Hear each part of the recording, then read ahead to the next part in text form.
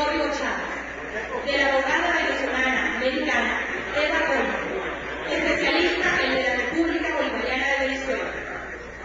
Ciudadano Andrés Lizarra, ministro de Comunicación e Información. Representante del Gabinete Ejecutivo. Eva Colman, autora del libro El Código Chávez. Honorable Cuerpo de Comunicación.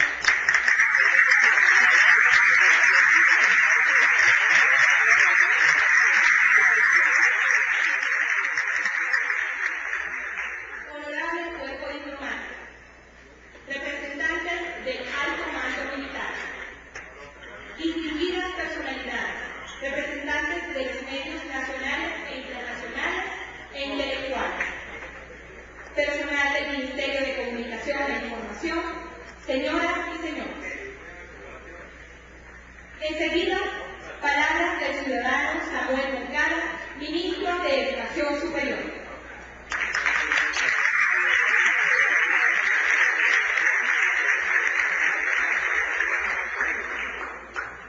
Muy buenas tardes.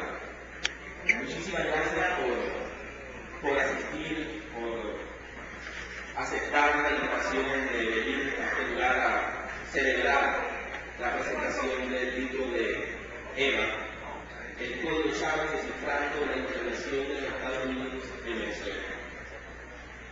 Yo podría hablar mucho del libro, no lo voy a hacer.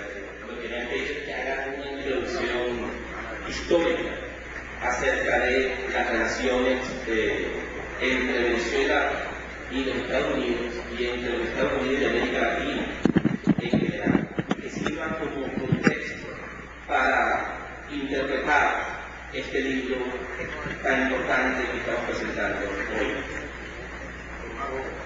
En primer lugar, las relaciones entre el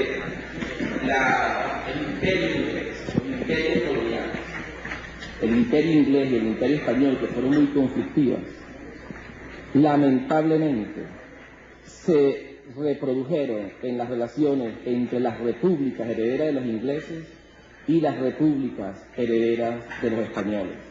Eso ha marcado la relación entre los Estados Unidos de América Latina, entre los Estados Unidos y Venezuela hasta hoy.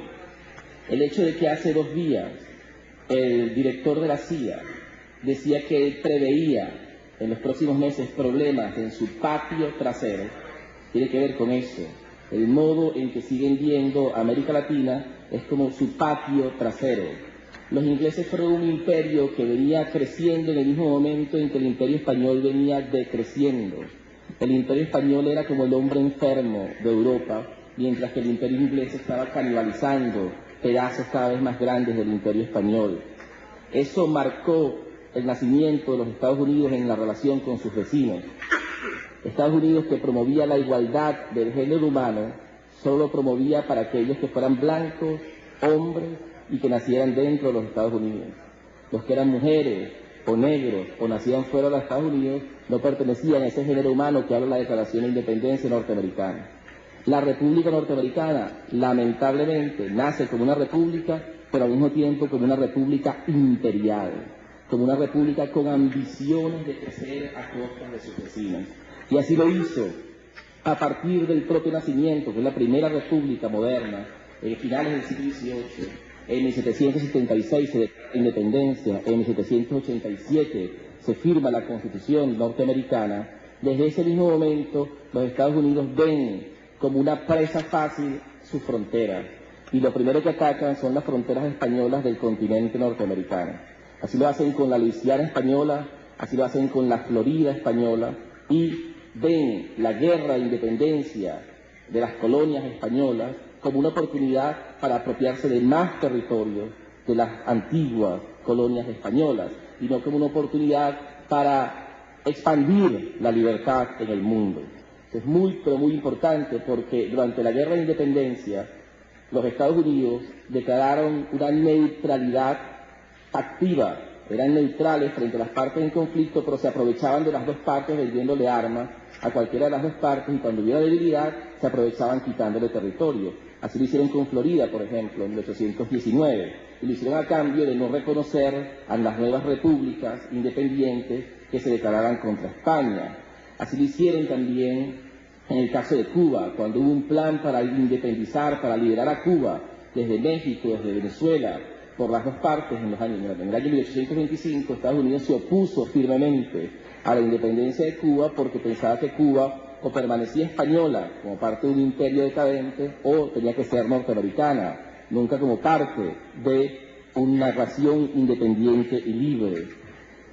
Hay un principio aquí que lamentablemente también ha sido permanente, y es el principio de que los republicanos de América Latina han visto siempre con admiración el ejemplo republicano norteamericano, un ejemplo a seguir. Y los republicanos norteamericanos, los republicanos quiere decir todos aquellos, no del Partido Republicano, sino los hombres que crearon la República Norteamericana, han visto lamentablemente con desprecio a las repúblicas latinoamericanas. Mientras los latinoamericanos se copiaban la Constitución de los Estados Unidos, mientras decían que había que ser como los Estados Unidos, que nuestro gran ejemplo eran los Estados Unidos. Alberti, por ejemplo, dice, Alberti es un gran pensador argentino del siglo XIX, que era precisamente antiindígena y decía que había que poblar de europeos América para que fuéramos todos como los Estados Unidos. Él dice, nosotros tenemos que emular a los Estados Unidos, déjennos ser América. América decía aquella América. Como el mar es el océano, déjennos ser como los Estados Unidos. Eso era lo que ellos planteaban con profunda admiración. Tenemos que repetir a los Estados Unidos en nuestros países, ser como ellos. Pero lamentablemente los Estados Unidos nunca nos vieron así. Los Estados Unidos nos vieron como los hijos del despotismo español, miserables herederos del oscurantismo católico. John Quincy Adams, un secretario de Estado de los años 20, decía, cuando se estaban liberando las repúblicas hispanoamericanas, decía, en lo que respecta a un sistema americano, lo que tenemos nosotros, lo tenemos nosotros. Nosotros constituimos su totalidad, los Estados Unidos, constituimos su totalidad. No existe ninguna comunidad de intereses o de principios entre Norteamérica y Sudamérica. Ellos pensaban simplemente que era una oportunidad para apropiarse. La totalidad del sistema americano era en los Estados Unidos y las colonias eran hermanas menores que tenían que obedecer al líder natural. La República Imperial de los Estados Unidos de América nació con lo que ellos llaman el destino manifiesto. Supuestamente tienen una misión en el mundo que es expandir, son el faro que expande la libertad en el mundo y nosotros todos debemos seguir su gran ejemplo. Pero también otra constante desde el origen de las repúblicas es que así como vieron con desprecio la herencia hispana, la herencia católica, también era una herencia racista. En buena medida la oposición de los Estados Unidos a Cuba, a su independencia a principios del siglo XIX, era porque también se opusieron a la independencia de Haití en 1801. La primera república latinoamericana fue Haití, la primera y única república que se logró a partir de una rebelión de esclavos, la primera y única república de negros antiguos esclavos que se independizaron de un poder colonial. Eso se dio con temor en todas partes de América, y en particular los Estados Unidos, que nunca iban a reconocer a una república de antiguos esclavos. Y se negaron al reconocimiento de Haití, así como se negaron a la independencia de Cuba, así como también se negaron al Congreso Anfictiónico de Panamá, a donde enviaron unos observadores que, por cierto, nunca llegaron. No se hizo el Congreso, ellos nunca lo presenciaron, pero la misión de los observadores era impedir la unión de las repúblicas latinoamericanas, impedir una unión semejante a la de Norteamérica en Sudamérica, porque era competencia. En 1823, precisamente, aparece el presidente James Monroe de los Estados Unidos, quien plantea la famosa doctrina Monroe, que lo que dice es que no se va a permitir ningún nuevo poder imperial fuera de América, es decir, europeo, en el territorio americano. No se va a permitir que una colonia europea cambie a manos de otra potencia europea. Si cambia a manos, tiene que ser para la libertad, pero sobre todo dice América para los americanos. Desde el principio, esa doctrina lo que estaba diciendo era América para los Estados Unidos de América. No estaba diciendo América para todo el continente americano. Y esa doctrina de Monroe, que supuestamente resulta una doctrina en pro de la libertad, era básicamente una doctrina imperialista. Por eso, esa neutralidad activa, esa falta de apoyo a las repúblicas nuevas de Sudamérica, el permanente sabotaje a los esfuerzos diplomáticos de las nuevas repúblicas, incluso permitiendo que barcos españoles se apoyaran en territorio supuestamente neutral norteamericano, pero más aún exigiéndole a las nuevas repúblicas el pago de supuestas deudas por causas producidas por la guerra, hizo que el libertador Simón Bolívar, las enormes exigencias que presentaban los representantes del gobierno de los Estados Unidos, vio que en el largo plazo no había coincidencia, y él mismo en el Congreso de Angostura dice que el modelo norteamericano, en contra de lo que muchos repetían, no era el modelo que teníamos que repetir nosotros por razones de tradición, de composición étnica, de cultura, de historia. Teníamos que buscar nuestro propio modelo de república. La Constitución primera nuestra, la de 1811, se copió la Constitución norteamericana y fracasó. Y por eso Bolívar hablaba de las repúblicas aéreas, de filósofos que no entienden la verdad, de las repúblicas que estaban fundadas en las patrias bobas, que no tenían el sentido de la dureza del reto que nosotros estábamos enfrentando. Por eso, Bolívar llegó a decir con mucha fuerza, lamentablemente, que los Estados Unidos parecen destinados por la providencia a plagar a la América de miserias en nombre de la libertad. Él lo que estaba era resaltando el enorme peso que tenían los Estados Unidos en contra de la prosperidad y la independencia de estas nuevas repúblicas latinoamericanas. Este principio, mal principio, luego continuó lamentablemente en el resto del siglo XIX. Había una competencia ahora por los mercados, aparece otra constante en la relación entre los Estados Unidos.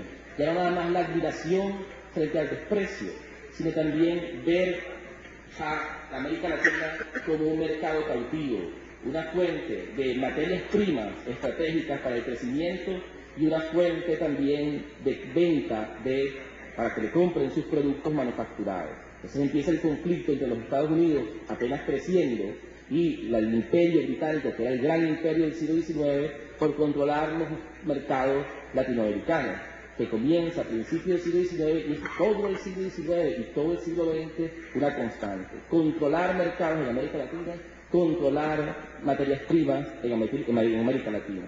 Incluso las conquistas territoriales que le hacen a los países latinoamericanos se hacen en nombre de un tercer principio. Primero, mercado. Segundo, venta de productos. Tercero, seguridad estratégica. Para salvaguardar la seguridad de los Estados Unidos tenían que expandir sus fronteras. Y así en 1845, la mitad del territorio mexicano es conquistado, arrebatado por medio de la guerra por los Estados Unidos de América.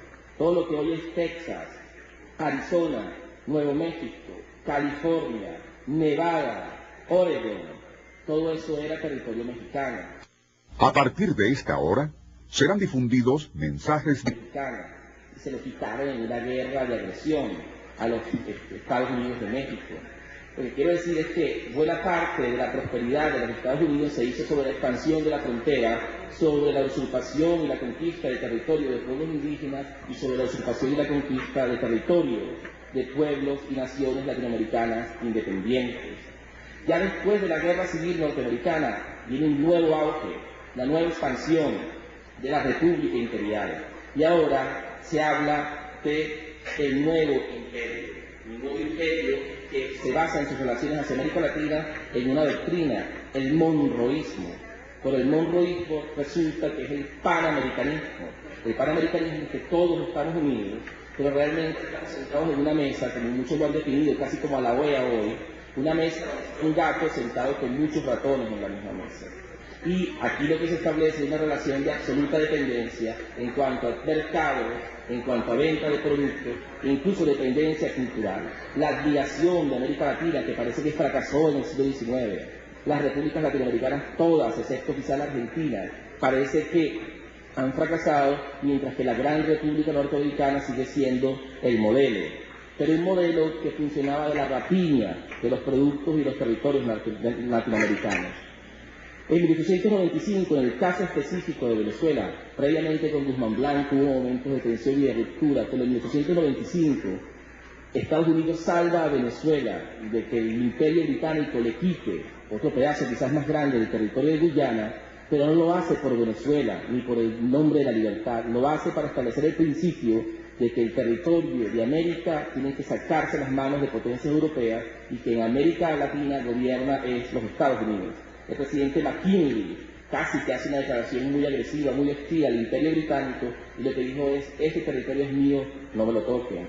En el laudo arbitral de 1899, donde se le quitó el territorio a Venezuela, había un juez británico, el juez ruso era supuestamente el imparcial, un juez británico que representaba la parte británica, y no había un juez venezolano para representar nuestra disputa territorial. Nosotros fuimos representados por un juez norteamericano que negoció la entrega de nuestro territorio. En 1902, precisamente, aparece una nueva teoría, que es lo que llaman el corolario Roosevelt a la doctrina Monroe. La doctrina Monroe dice que América, o los Estados Unidos, gobiernan en América Latina, es su patio trasero. Pero el corolario del presidente Theodore Roosevelt lo que dice es algo más, es que ahora los Estados Unidos tienen la responsabilidad de ser el policía internacional en América Latina. Que cuando los países latinoamericanos fueran incapaces de cumplir sus obligaciones como países civilizados, tenía el Estados Unidos el deber y el poder de intervenir y hacerlos civilizar por la fuerza. Y eso es lo que se llama la política del gran garrote. Tengo un gran garrote para aquellos países que se porten mal. Ese gran garrote fue el que le aplicaron a Cipriano Castro, precisamente. Pero como lo aplicaron con la diplomacia de las cañoneras en 1902, a principios del siglo XX, potencias europeas, Theodore Roosevelt intervino y paró el bloqueo, forzó a que el bloqueo cesara, pero luego dijo: yo voy a hacer cumplir a Cipriano Castro. Y por eso, en 1903 y en 1904, planeó una invasión donde iban a colocar a varios de la alta élite comercial caraqueña, como la familia Bulton, los presidentes testaferros o los jefes testaferros de la nueva república invadida por los Estados Unidos, y en 1904 pararon el plan, pero el plan estaba hecho. En 1905 el plan fue parado y la excusa que se dio, o la razón que se tuvo, fue que la New York Underwood Company, una compañía norteamericana que había financiado una invasión contra Venezuela, parecía muy cercana a un ala del gobierno, y el gobierno de Roosevelt parecía que iba a invadir Venezuela solamente para favorecer a sus amigos, y la opinión pública norteamericana no iba a aceptar eso, una invasión solo para favorecer a los amigos. El gobierno de Cipriano Castro tuvo enormes conflictos con los Estados Unidos y con las potencias europeas, simplemente por defender una política nacionalista de defensa de nuestros recursos y de la identidad nacional. Castro fue derrotado por Gómez, y cuando Gómez toma el poder, en el puerto de La Guaira había barcos de guerra norteamericanos cuidando que Gómez lograra su objetivo. Aquí aparece, en la segunda década del siglo XX, un elemento nuevo, es el petróleo. El petróleo ahora ya no es cualquier producto. Venezuela fue un país muy pobre en el siglo XIX, arrasado por las guerras, pero también un país agrícola, productora de lo que llaman productos postres: café, cacao, azúcar, productos de sobremesa, que si había una gran crisis simplemente bajaba el consumo, el mundo no se muere porque no toma café, pero Venezuela sí sufría muchísimo. Pero en cambio ahora Venezuela ya dejaba de producir productos postres y estaba produciendo la sangre del nuevo sistema industrial, que es el combustible, el petróleo. Ya no había fábrica, camión, avión, automóvil, máquina productora de electricidad que no se moviera, y se probó en la Primera Guerra Mundial, sigue ese combustible. Que Venezuela, de ser periférico del sistema mundial, pasó a estar en el corazón del sistema mundial. Y ahí adquirió una importancia estratégica como reserva de productos estratégicos para los Estados Unidos, que después de la Primera Guerra Mundial se convirtió en la gran potencia del mundo. La relación de Venezuela con los Estados Unidos fue de subordinación, de entrega de esta materia prima a cambio de contratos redactados por abogados de las compañías norteamericanas. Esta política de sumisión a la República Imperial garantizó la estabilidad interna de la dictadura gomecista. Pero también a principios del siglo XX los Estados Unidos expanden su frontera. Pero nada más le quitan territorio, sino invaden decenas de países de América Latina: México, Nicaragua, Cuba varias veces, República Dominicana, Haití, Panamá. Varias veces le quitan Panamá a Colombia en 1903, que Panamá era parte de Colombia hasta 1903, y Theodore Roosevelt dijo: yo tomé Panamá. Y se la quitó, y Panamá nace como un país colonia precisamente de los Estados Unidos. Esta nueva política más agresiva de la República Imperial hace que el patio trasero se vea con mucha claridad, y aparece el concepto de república bananera, que nada más tiene bandera, himno nacional, pero no tiene capacidad para ser una república viable. A nosotros nos convirtieron de república bananera en república petrolera, que nada más teníamos interés para estas personas y para ese sistema de poder por el petróleo.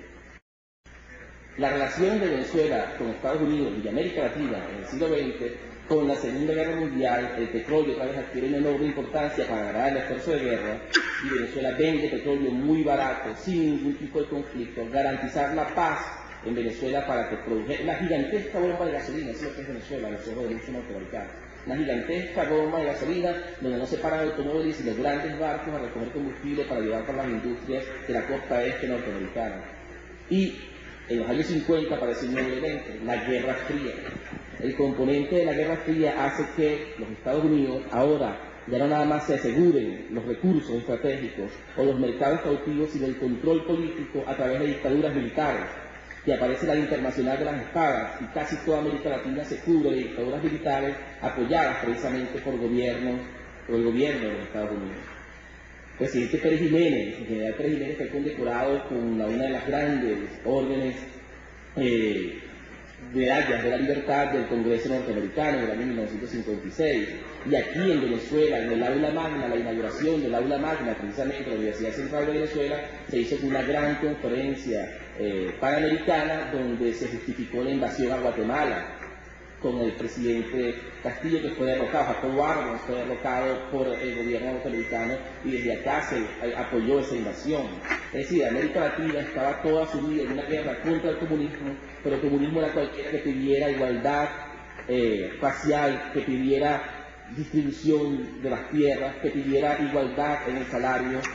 Los obreros bananeros, los trabajadores bananeros en Colombia, que fueron arrasados, masacrados, lo que pedían era agua potable para trabajar, y eso era comunismo, que impidiera agua potable.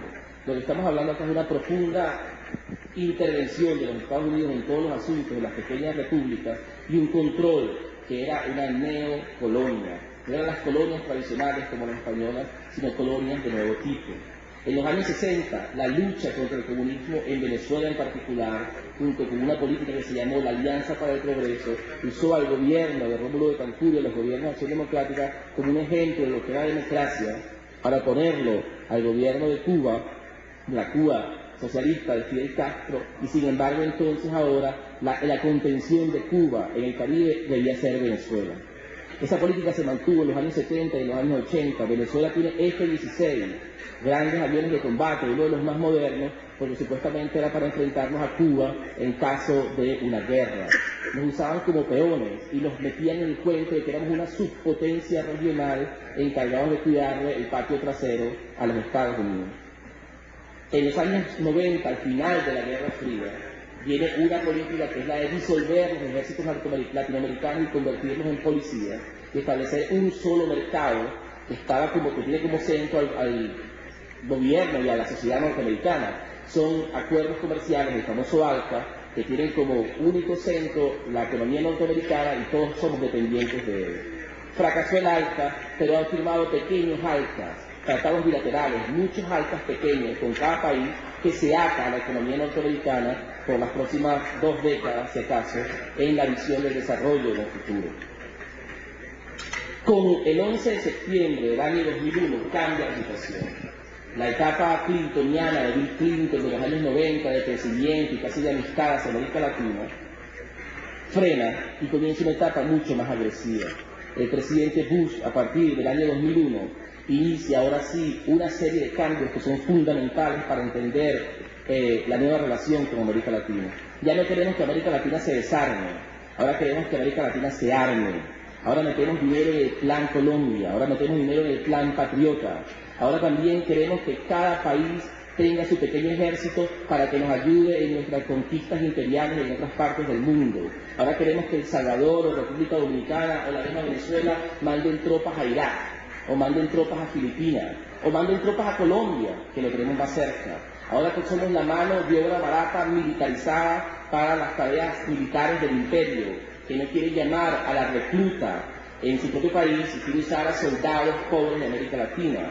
Ahora se habla de grandes organismos o de grandes unidades militares de acción rápida, que están comandadas por militares norteamericanos, pero que tienen a soldados de toda América Latina.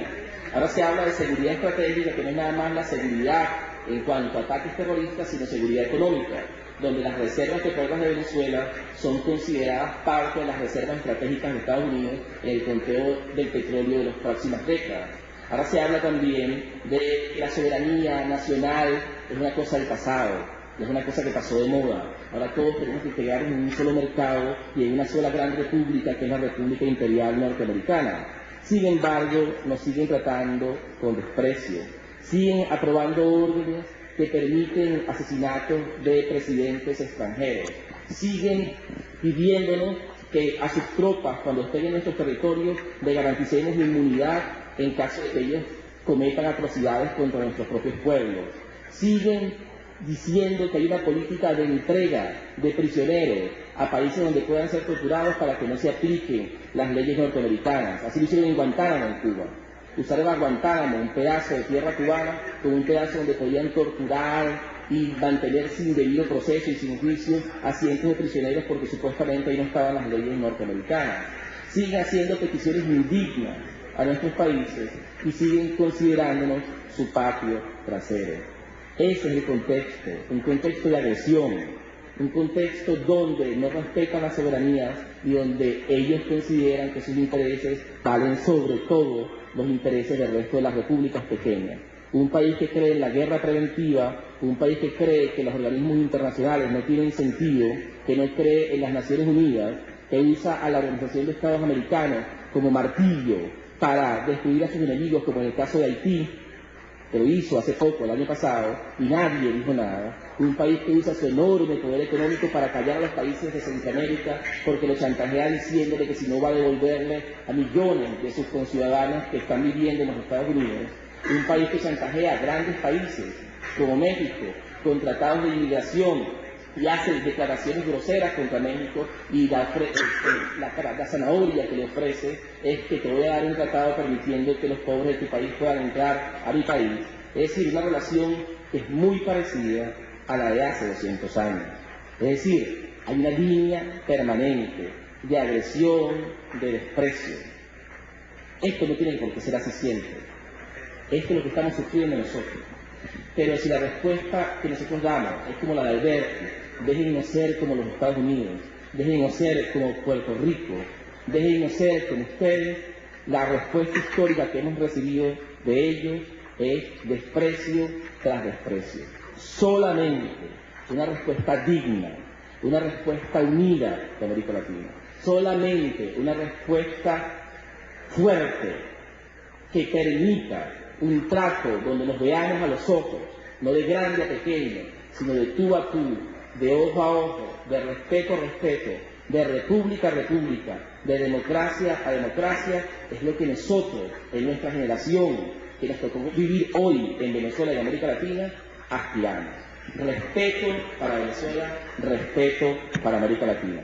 En ese contexto es que yo inscribo el libro de Eva Gollinger y agradezco a Eva como ciudadana norteamericana, que es distinta a la de la tradición de la élite norteamericana, porque yo sí diferencio entre el pueblo de los Estados Unidos, que es un pueblo formado por inmigrantes que vienen huyendo de atrocidades cometidas en sus lugares de origen, y que ahora tratan de construir un futuro mejor, y que por dentro no se tratan de ese modo, a élites imperiales que sí mantienen una constante de desprecio y de neocolonización en el siglo XXI, neoimperialismo para el resto del mundo. Nosotros rechazamos a la dirigencia de los Estados Unidos y nos abrazamos con el pueblo norteamericano como nos abrazamos con Eva hoy.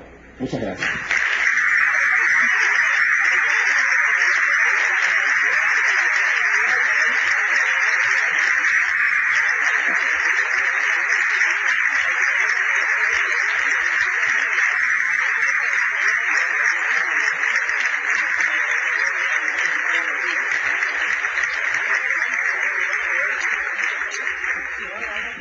Antes de continuar, invitamos a subir al presidio al ciudadano Ali Rodríguez Arate, canciller de la República Bolivariana de Venezuela.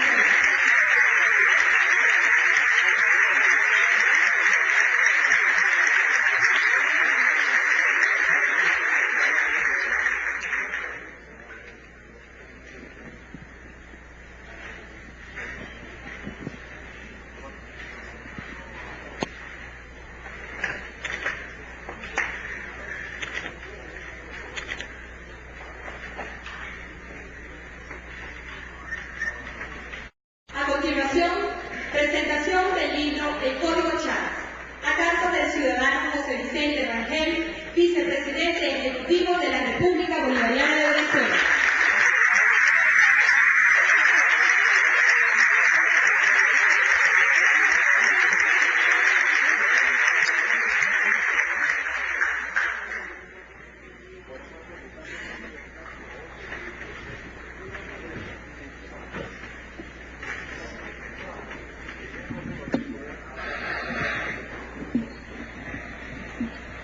Amigos todos,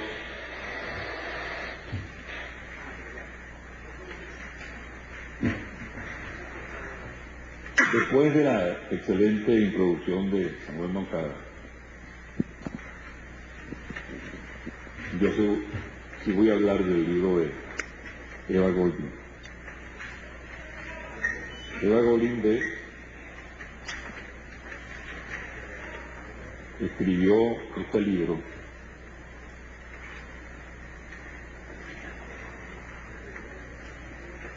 que se lee de un solo tirón.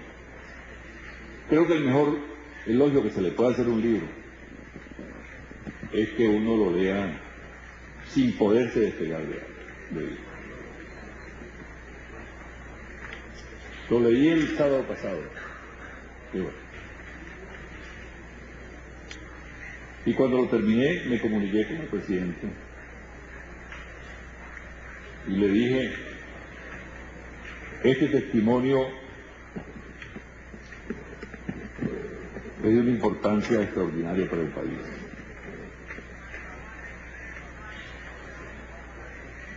La memoria es sumamente volátil.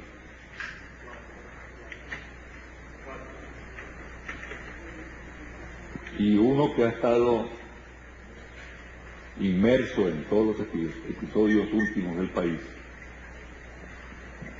que los ha vivido intensamente, que ha participado de ellos directa o indirectamente, por esa característica de la memoria, olvida una serie de episodios, de circunstancias, de detalles. Y este libro, que sin haber empezado a circular ya lleva 2 ediciones, lo cual es una proeza.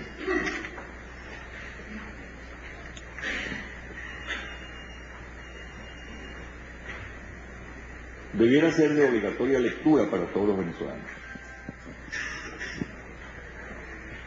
Yo lo leí apasionadamente, pero dada la importancia del texto, decidí escribir algunas cosas. Y comienzo por citar una frase. Los norteamericanos siempre hacen lo correcto después de haber intentado todo lo demás.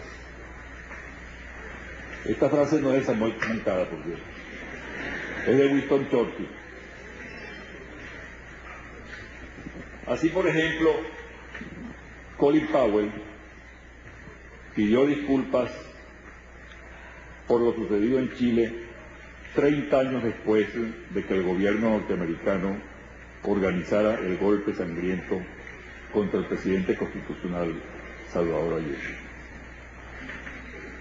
Bill Clinton se lamentó 40 años después por lo que hizo la CIA en Guatemala. En el momento en que ocurrieron esos hechos, los Estados Unidos negaron su participación y los medios de comunicación callaron o pusieron en duda la injerencia del imperio.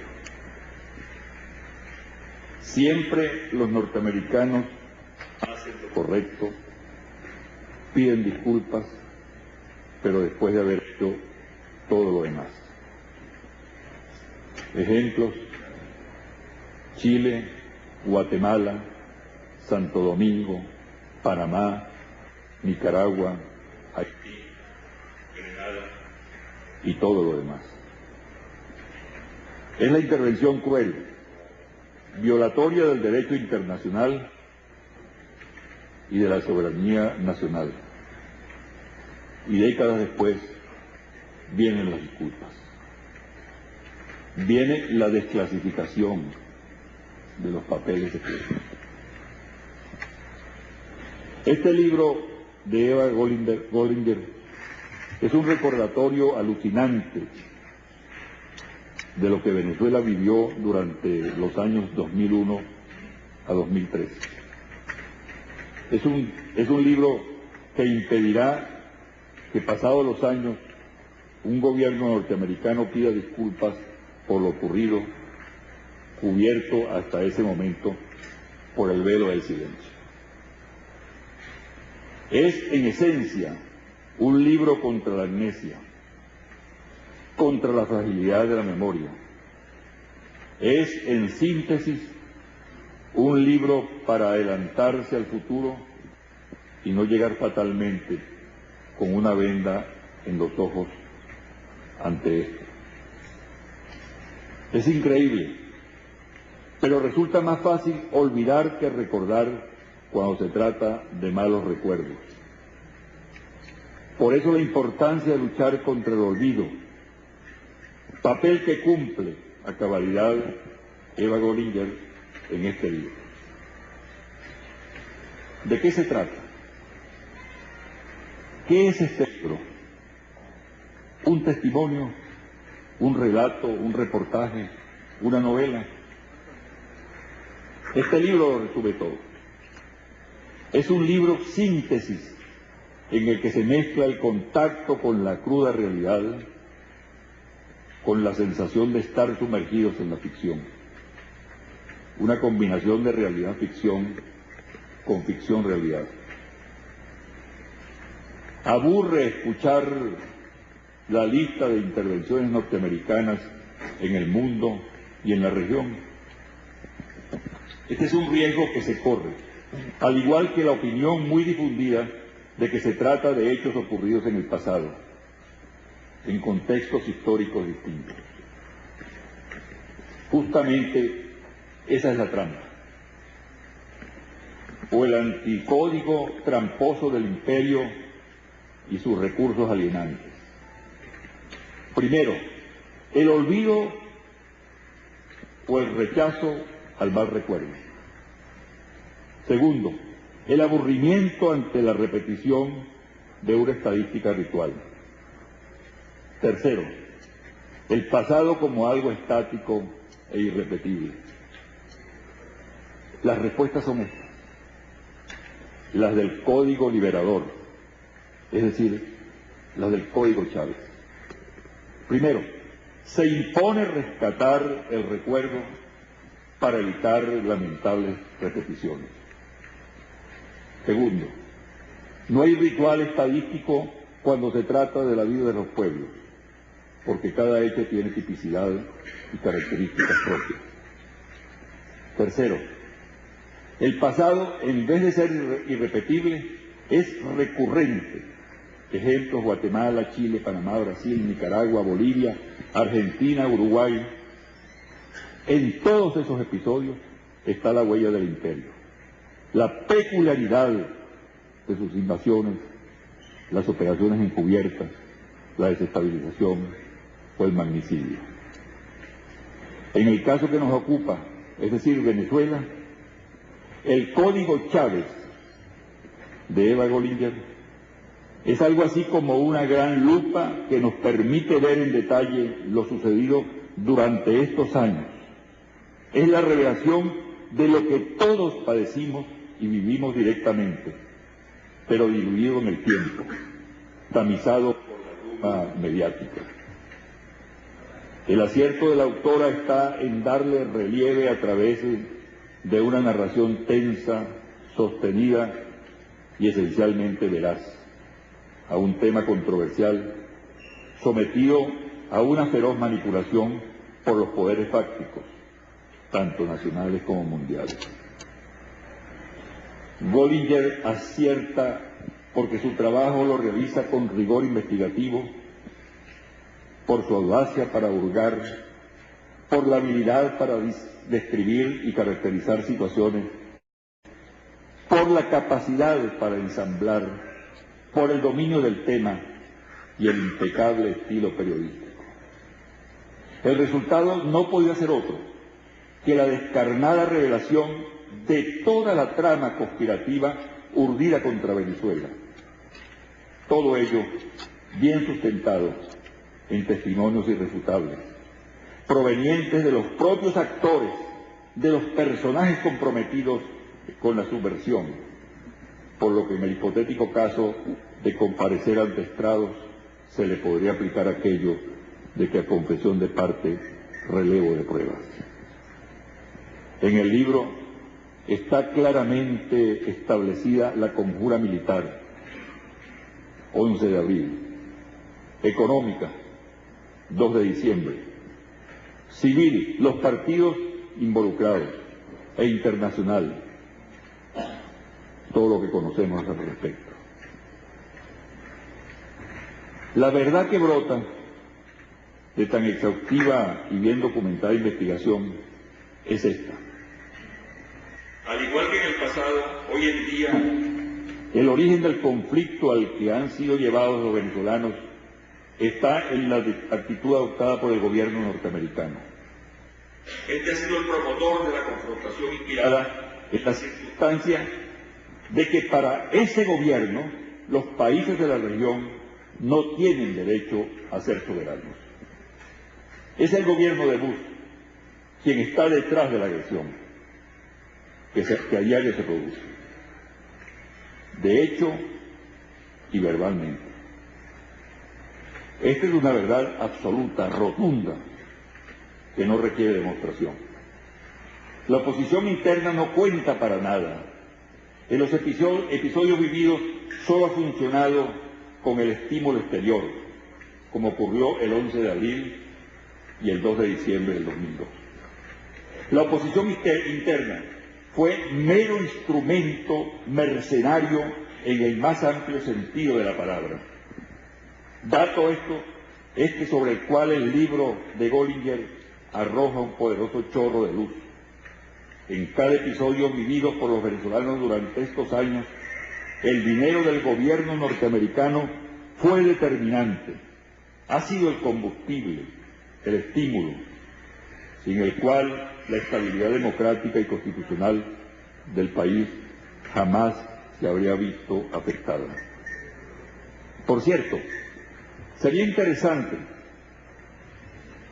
que el contribuyente norteamericano le pidiese cuenta a su gobierno sobre la inversión de su dinero y que éste a su vez, el gobierno norteamericano, pidiese cuenta a los líderes de la oposición venezolana sobre el destino dado al dinero que le fue entregado.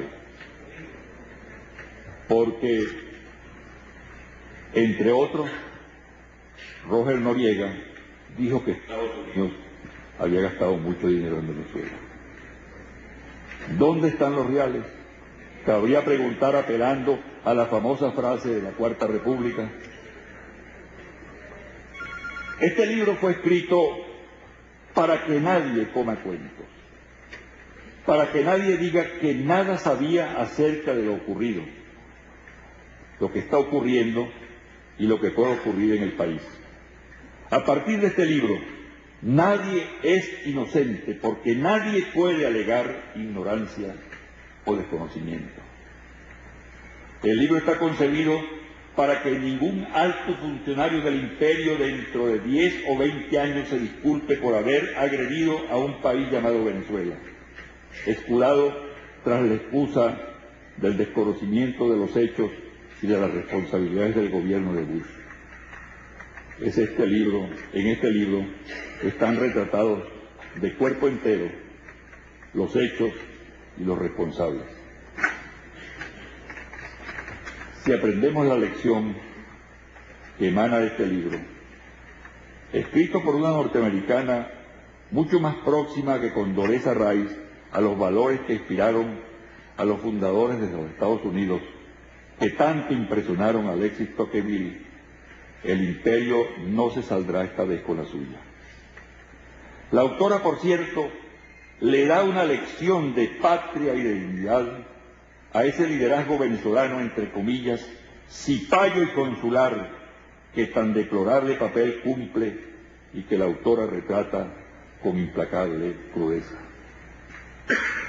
Termino con una frase del presidente Chávez, que debe estar presente en el sentimiento de todos los venezolanos en este momento crucial de nuestra historia. Momento de confrontación, de dignidad contra indignidad, de nación contra imperio.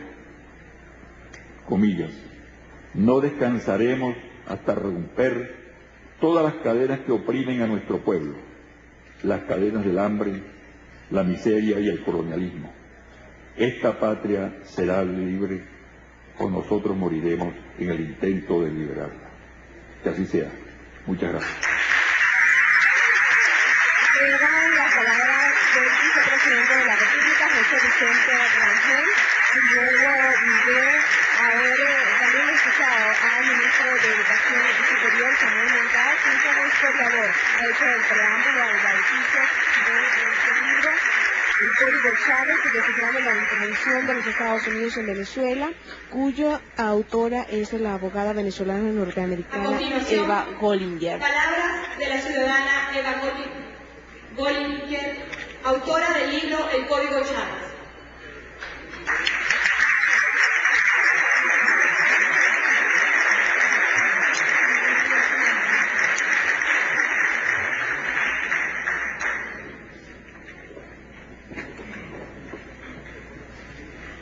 Muy buenas tardes a todos. Me tienen que perdonar por el idioma, español no es mi primer idioma. Además, tuve que escribir algo, pues no voy a ser tan elocuente como el ministro Moncada ni el vicepresidente, pero voy a hacer el intento. Antes de todo, quiero agradecer al ministro de Comunicación e Información, Andrés Guizarra, y mi editorial Cuestión, su director Aram Aharonian, por haber organizado este evento. También agradezco humildemente a la presencia de todos ustedes, distinguidos invitados y periodistas. Realmente estoy sin palabras por la presencia de ustedes aquí hoy. Siento que realmente no, ¿cómo se dice? Ya me está fallando el idioma. Bueno, siento simplemente sin palabras por tantas personalidades importantes que están aquí hoy del gobierno y de la sociedad venezolana, y realmente estoy muy agradecida. Me siento particularmente muy honrada por la presencia de usted, señor vicepresidente, y un poco culpable sabiendo que usted ha venido a acompañarme aquí hoy a pesar de su agenda muy apretada y sus múltiples deberes importantes. Su presencia es un regalo para mí y es una bendición para mi primer libro, El Código Chávez. También su presencia aquí, señor vicepresidente, en este bautizo hoy, demuestra la importancia del contenido, la sustancia de mi libro, El Código Chávez. Este no es un libro sobre el proceso bolivariano, ni es un libro de historia. El Código Chávez es el resultado de una investigación profunda y arduosa sobre la participación del gobierno estadounidense en el golpe de Estado de abril 2002 y en actividades y campañas desestabilizadoras dentro de Venezuela y su respaldo detallado al derrocamiento del gobierno democrático del presidente Chávez.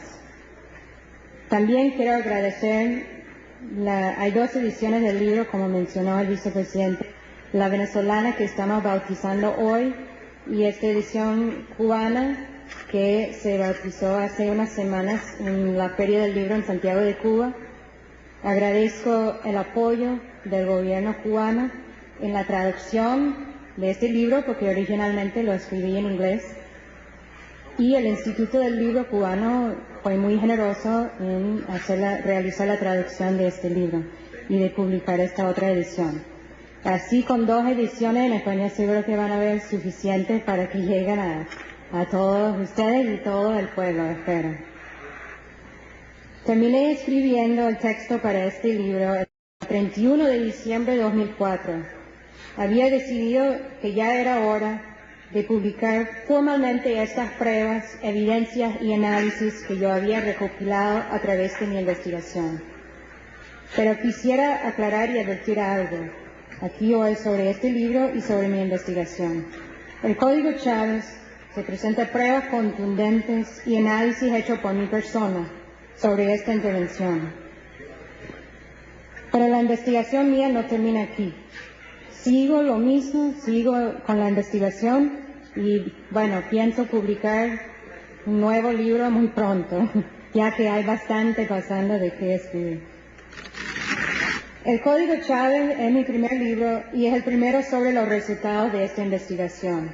Es el primer libro que cuenta con tantos detalles cómo el gobierno estadounidense promocionó a Pedro Carmona para ser el breve presidente ilegítimo durante el golpe, de cómo usaron millones de dólares de los fondos públicos de dinero de los ciudadanos y residentes en los Estados Unidos para construir un movimiento político en contra del presidente Chávez y su gobierno, de cómo utilizaron sus influencias y conocimiento tecnológico para sabotear la industria petrolera a finales de 2002 y principios de 2003, de cómo han penetrado a los barrios, a las comunidades humildes para intentar cambiar su voto y su ideología, intentando ganar la batalla de las ideas. Pero han fracasado aquí en Venezuela, por ahora. También el Código Chávez te cuenta cómo invirtieron mucho dinero, según el subsecretario de Estado para este hemisferio, Roger Noriega, como hizo referencia el vicepresidente, en la campaña para revocar al presidente Chávez a través de un referéndum el año pasado, el cual ganó el presidente, como bien saben ustedes, como se dice en inglés, con flying colors, colores volando, no se traduce bien en español, pero se quiere decir con bastante voto. Pero el libro también demuestra otra cosa. A pesar de que han fracasado en 3 grandes ocasiones de derrocar a este gobierno, el golpe, el paro, el referéndum, no van a parar sus esfuerzos hasta lograr su objetivo. Van a seguir intentando. Ojalá que fuera tan simple como el béisbol. 3 strikes y estás out. Pero a pesar de que el béisbol nació allá, el gobierno estadounidense no suscribe a sus reglas. Por cierto, como hemos visto aquí en Venezuela, tanto como en otros países del mundo, los Estados Unidos no suscribe a las reglas de nadie, ni obedece a sus propias leyes.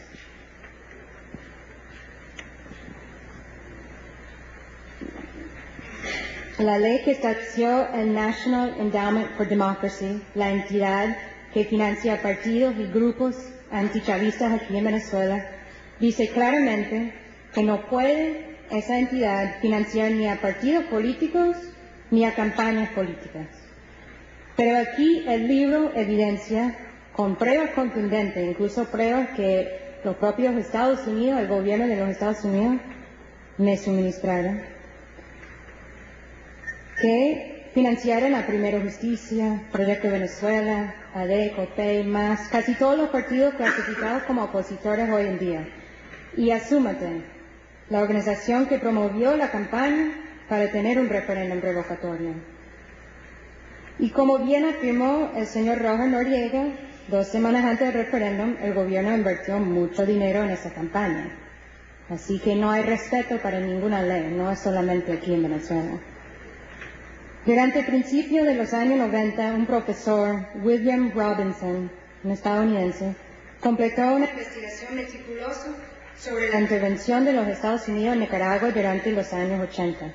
El libro de Robinson revela más de 1.000 millones de dólares invertidos en ese pequeño país para derrocar a los sandinistas durante 10 años.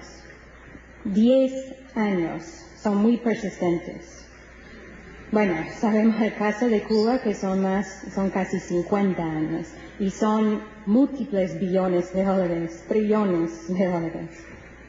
En el año 2003, Peter Kornbluh, director de la ONG en Washington, National Security Archives, publicó un libro llamado El Archivo Pinochet, sobre los miles de documentos que él y su equipo lograron desclasificar de la CIA, el Departamento de Estado y otras agencias que evidencian la mano profunda de los Estados Unidos en el derrocamiento de Allende, el golpe contra su gobierno legítimo y la instalación de uno de los dictadores más brutales de la historia, Pinochet.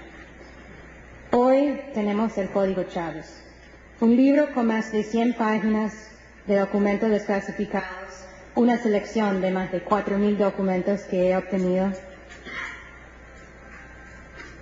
No me sorprendió que desenmascaran la intervención más sofisticada que el gobierno estadounidense ha realizado hasta hoy en día.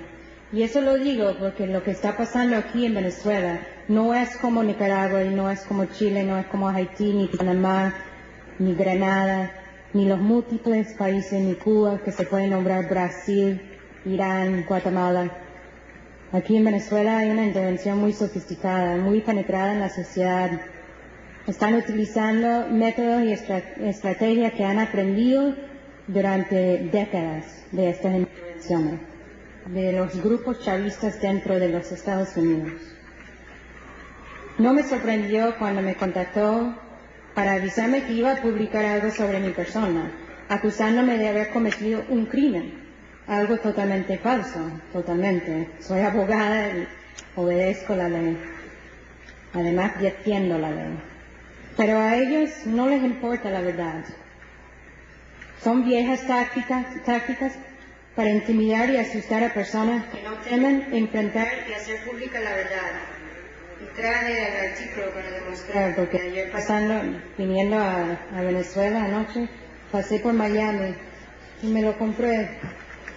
Me sorprendió porque es como el otro que hubo cuando decía que Chávez estaba armando el país para una guerra con Estados Unidos. Primera plana, dice, redes chavistas penetran en Estados Unidos como si fueran redes terroristas. Otro periodista de un periódico derechista en los Estados Unidos, un afiliado del Washington Times, me acusó en estos días en una entrevista de ser culpable por haber aumentado las tensiones entre los Estados Unidos y Venezuela, porque hice pública esta denuncia sobre la intervención. Le respondí que a veces la verdad duele, pero sin la verdad no hay justicia y no hay amor. Estas son personas que prefieren esconder la verdad y mantener al pueblo ignorante para que puedan seguir robando, explotando y violando los derechos de la mayoría. Bueno, yo sé que a muchos de ustedes prefieren la verdad, aunque a veces duele. Prefieren seguir batallando, luchando para un mundo mejor. Aquí en Venezuela...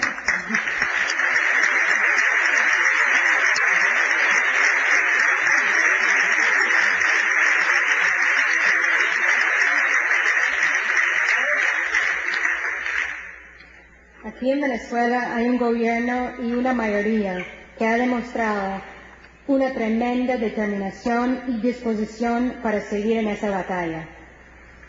Espero que el Código Chávez les sirva como una guía, un manual para esa lucha, una lucha de la cual orgullosamente formo parte, como un soldado más.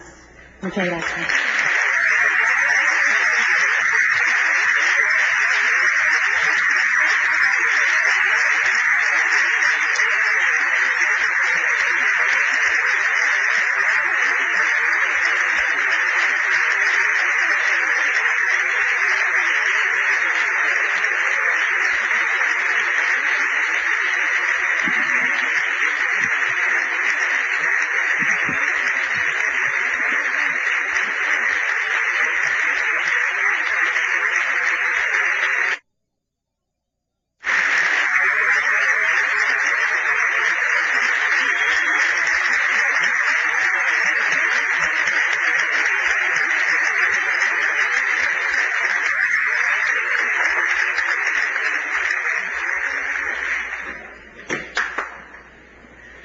A continuación, palabras a cargo del ciudadano Andrés Izarra, ministro de Comunicación e Información.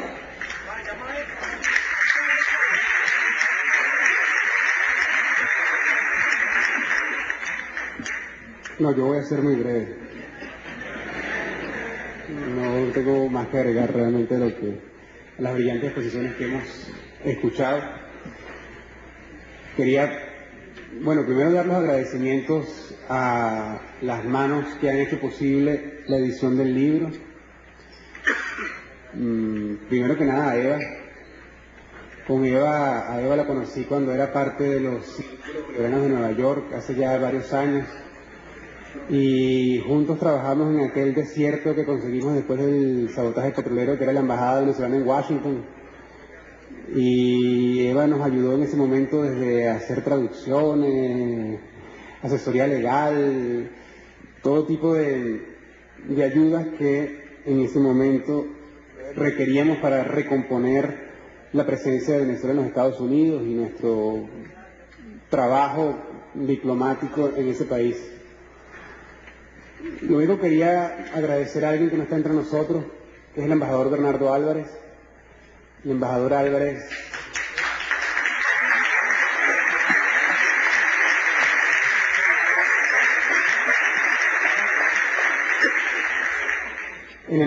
también fue una persona que con mucha dignidad y con mucha valentía logró en esa etapa difícil, muy difícil, como fue ese periodo justo después del sabotaje petrolero, trabajar por Venezuela, trabajar por defender los intereses de Venezuela en los Estados Unidos, y continúa haciéndola muy aguerrido, muchas veces muy solitario.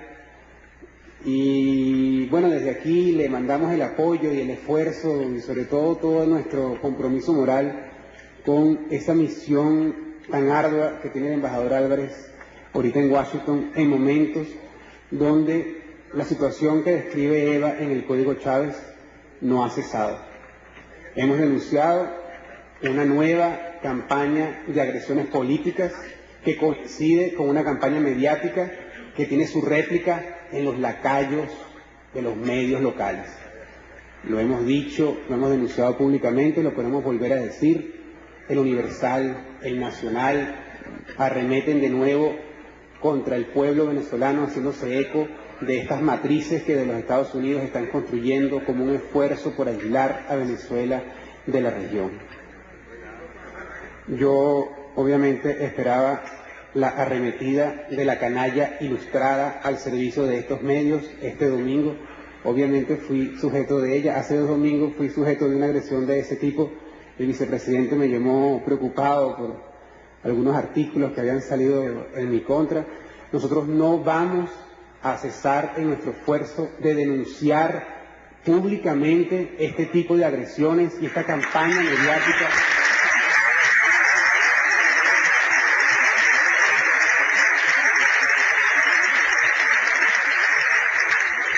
Esta campaña mediática que desde los Estados Unidos se está articulando, desde el Washington Post, desde el Washington Times, desde el Miami Herald, desde la cadena Fox y otros medios que sabemos utiliza el Departamento de Estado, el Consejo de Seguridad Nacional, en su esfuerzo por aislar el proceso revolucionario y liberador que en Venezuela se vive. Luego quería agradecer a Aram Aragonian porque en tiempo récord pudo sacar la edición en español para Venezuela, la edición para Venezuela, 5.000 ejemplares de El Código Chávez. Los que hemos estado en aventuras editoriales en Venezuela sabemos muchas veces que es eso, una aventura, que parece que la tiene ya Aram bien dominada. Aram creo que está por allá atrás un poco. Aram. Muchas gracias.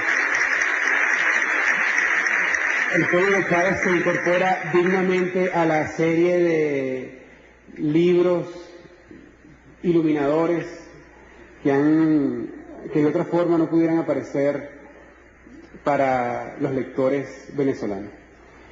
Y finalmente a todos ustedes, al vicepresidente, al canciller, a Samuel, a los ministros, por su presencia en este acto que hemos querido organizar muy humildemente para darle el respaldo al lanzamiento de este libro que creemos importante para ilustrar lo que sucedió, lo que está sucediendo y lo que puede seguir sucediendo en Venezuela. Este libro es un abredor de ojos para nosotros, un estimulador de nuestra conciencia, de estar alertas a los momentos que se están viviendo y a los momentos que van a venir en nuestro enfrentamiento con el imperio por ser libres.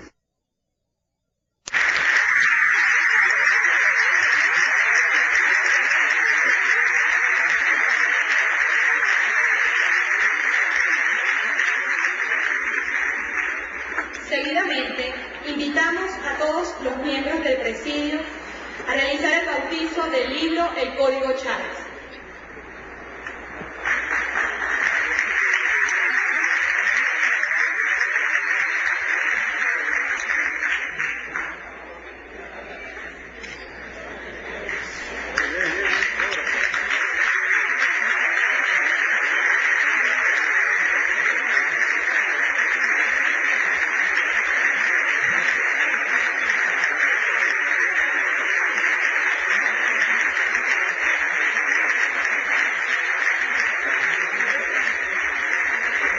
Damos las gracias a todas las personalidades que nos acompañaron en este evento. Esperamos que haya sido de su agrado. Los invitamos a pasar al área del cóctel para hacer un brindis. Gracias por su atención y que pasen buenas noches. Y ahí está el libro, lo pueden obtener del lado derecho de ustedes. Gracias. El director de la CIA decía que él preveía en los próximos meses problemas en su patio trasero. Tiene que ver con eso. El modo en que siguen viendo América Latina es como su patio trasero. Los ingleses fueron un imperio que venía creciendo en el mismo momento en que el imperio español venía decreciendo.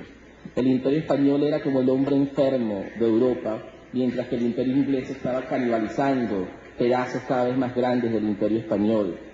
Eso marcó el nacimiento de los Estados Unidos en la relación con sus vecinos. Estados Unidos, que promovía la igualdad del género humano, solo promovía para aquellos que fueran blancos, hombres y que nacieran dentro de los Estados Unidos. Los que eran mujeres o negros o nacían fuera de los Estados Unidos no pertenecían a ese género humano que habla la Declaración de Independencia norteamericana. La República Norteamericana, lamentablemente, nace como una república, pero al mismo tiempo como una república imperial, como una república con ambiciones de crecer a costa de sus vecinos. Y así lo hizo a partir del propio nacimiento, que es la primera república moderna, en finales del siglo XVIII. En 1776 se declara independencia, en 1787 se firma la Constitución o tenía que ser norteamericana, nunca como parte de una nación independiente y libre. Hay un principio aquí que lamentablemente también ha sido permanente, y es el principio de que los republicanos de América Latina han visto siempre con admiración el ejemplo republicano norteamericano, un ejemplo a seguir. Y los republicanos norteamericanos, los republicanos quiere decir todos aquellos, no del Partido Republicano, sino los hombres que crearon la República Norteamericana, han visto lamentablemente con desprecio a las repúblicas latinoamericanas. Mientras los latinoamericanos se copiaban la Constitución de los Estados Unidos, mientras decían que había que ser como los Estados Unidos, que nuestro gran ejemplo eran los Estados Unidos. Alberdi, por ejemplo, Alberdi es un gran pensador argentino del siglo XIX, que era precisamente antiindígena y decía que había que poblar de europeos América para que fuéramos todos como los Estados Unidos. Él dice, nosotros tenemos que emular a los Estados Unidos, déjennos ser América. América decía aquella América. Como el mar es el océano, déjennos ser como los Estados Unidos. Eso era lo que ellos planteaban con profunda admiración. Tenemos que repetir a los Estados Unidos en nuestros países, ser como ellos. Pero lamentablemente... A la presentación del libro El Código Chávez, de la abogada venezolana americana Eva Gómez, especialista en la República Bolivariana de Venezuela. Ciudadano Andrés Pizarro, ministro de Comunicación e Información. Representante del Gabinete Ejecutivo. Eva Gómez, autora del libro El Código Chávez. Honorable Cuerpo Diplomático.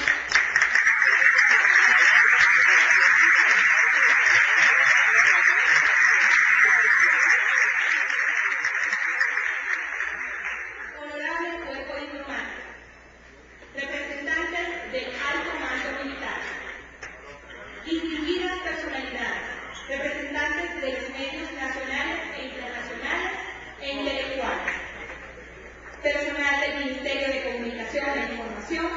Señoras y señores, enseguida, palabras del ciudadano Samuel Moncada, ministro de Educación Superior.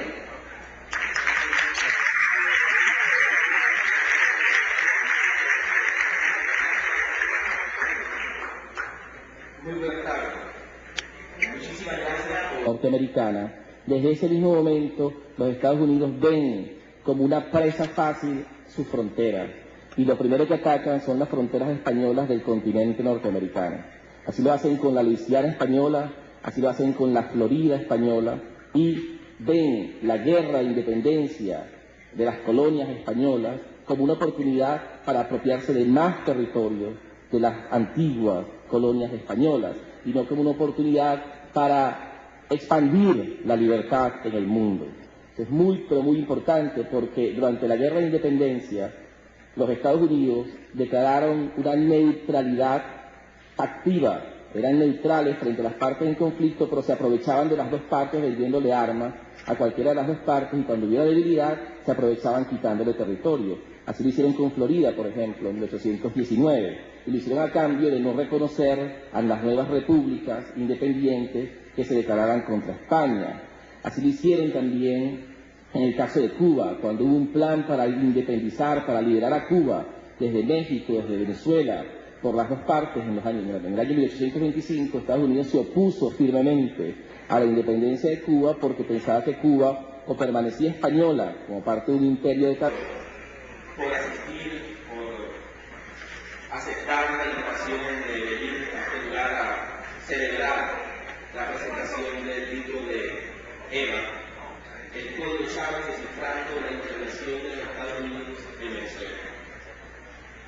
Yo podría hablar mucho del libro, no lo voy a hacer. Lo que me han hecho es que haga una introducción histórica acerca de las relaciones entre Venezuela y los Estados Unidos, y entre los Estados Unidos y América Latina en general, que sirvan como contexto para interpretar este libro tan importante que estamos presentando hoy. En primer lugar, las relaciones entre el imperio inglés, los imperios coloniales, el imperio inglés y el imperio español, que fueron muy conflictivas, lamentablemente se reprodujeron en las relaciones entre las repúblicas herederas de los ingleses y las repúblicas herederas de los españoles. Eso ha marcado la relación entre los Estados Unidos de América Latina, entre los Estados Unidos y Venezuela hasta hoy. El hecho de que hace 2 días